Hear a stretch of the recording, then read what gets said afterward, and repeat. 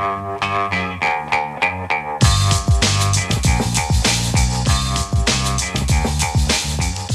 Lehrer on WNYC, and we continue our Pledge Drive Pet Series now, ending the show every day with talking about your pets, cats and dogs. We did those. We did reptiles. We did rats. Yes, people have rats as pets.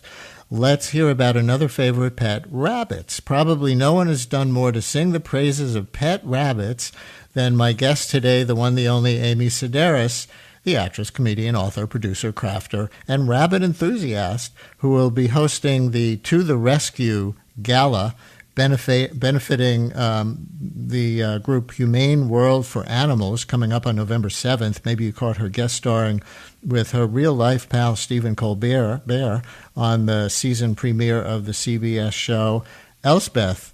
Hey, Amy Sedaris, welcome to the Brian Lehrer Show. Hi, thank you so much for having a little animal segment on your show. Yeah, a different pet a day through the whole membership drive. So what makes you a big advocate for rabbits as pets? Have you had them in your home a lot? I've had 3 rabbits, and my last rabbit, my third rabbit just passed away a year ago. Oh. So right now I don't have one, but I visit other people's rabbits because I go to people's houses and I educate them about rabbit care. And so when I need a rabbit fix, I'll just call up one of those people. Say, can I come see your bunny? So I'm that person. What makes them good companions? I like having a prey animal that can kick back and relax. You know what I mean? Like, I love taking the fear from them, and I love sitting behind them, their backs facing me, because they always think they're going to be eaten. So that's what I enjoy about them. I like that. I like their floor routines, the jumping and the skipping and the binking. It's so different than a cat or a dog, and they're just the best companions. They're big chewers sometimes. Not all my rabbits have been big chewers, but it's just the right animal for me, the right pet for me. Is there a kind of person who makes a good companion for a rabbit? I think you need to be a little calm. I don't think, they're not really great around children because children are quick. And rabbits, again, being a prey animal, are frightened by that. So I just think you need a chilled out, vibe going when you're hanging out with rabbits. You can't be crazy and wired. If they're a little skittish like that, do they like to be petted? Love it. They love a massage. They just have to trust you first. Once they trust you, they will bug you to get a massage. My rabbits all slept with me. I would wake up to them. I'd go to bed with them. They had free range of the apartment, and which isn't the best thing really for a bunny because they can hurt themselves. But I was home a lot, so it worked for me. What do they eat besides carrots, of course? They only a little bit of carrot because there's so much sugar, but vegetables, I would give them kale and dandelion greens and carrot tops and romaine. And then they have pellets and lots of hay. Like their main source should be hay. So I had a lot of hay in my apartment. So it's always smelled like I had a goat. That's hilarious. I can just imagine all these New York City apartment owners stocking up on hay. The carrots thing, though, was that just from the Bugs Bunny cartoons? That's not so real for rabbits in real life? Well, they love sugar. They love banana. They love carrot. But you can give it as a treat, a tiny, tiny piece. But it's really bad for their gut. And the thing about New York is there aren't a lot of great rabbit vets here anymore. They all moved. And, when it's an emergency with a rabbit, it's a true emergency. And you got to get it to a vet fast. So I just didn't want to go through that, having to worry about that. So I would only give it as a treat once in a while. By the way, where do you find hay in New York City?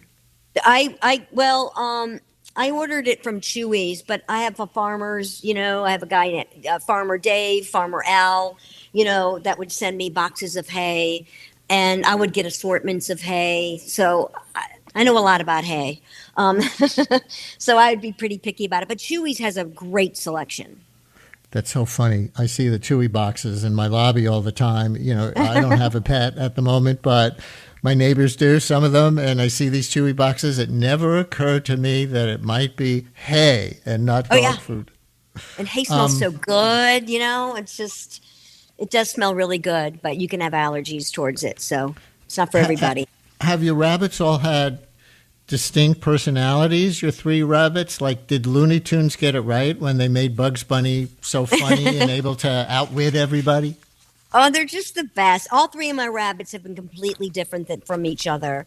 And so I always think like, well, what's my next rabbit going to be that can really make it different? The one that my third rabbit made so different was that it was a boy. I found out after having Tina for 4 years that Tina was a boy and not a girl. But I kept the name.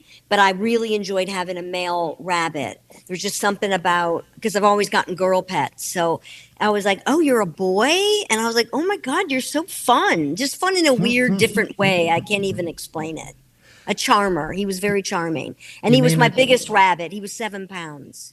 Oh, I have a big rabbit horror story. I hate to say it. Oh, everyone loves to tell me a bad rabbit story. The only neighbor of mine down the hall from me in a previous building that I lived in, who I know, whoever had a rabbit, he got this cute little bunny for his kids. And it grew into this massive rabbit who they would like take for walks on a leash. And, the dad would roll his eyes to me about the rabbit. Oh, the rabbit.